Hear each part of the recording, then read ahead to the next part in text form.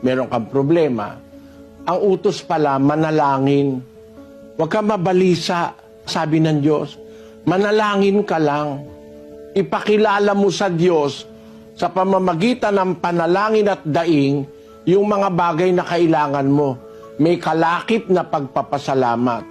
At ang kapayapaan ng Diyos na di masayod ng pag-iisip, mag-iingat sa inyong mga puso at inyong pag-iisip kay Kristo. Pagka tayo naging mapanalanginin, lagi kang nakikipag-usap sa Diyos, hindi ka na makatiis dun sa kaaway mo, hindi ka magwawala, mananalangin ka. Pag inaapi ka, manalangin ka. Pag may problema ka, manalangin ka. Sabi ng Biblia, sa pananalangin natin, ang Diyos pala, ang pangunahing iniingatan, puso't pag-iisip. Kaya hindi ka maloloko eh. Hindi ka madidepress.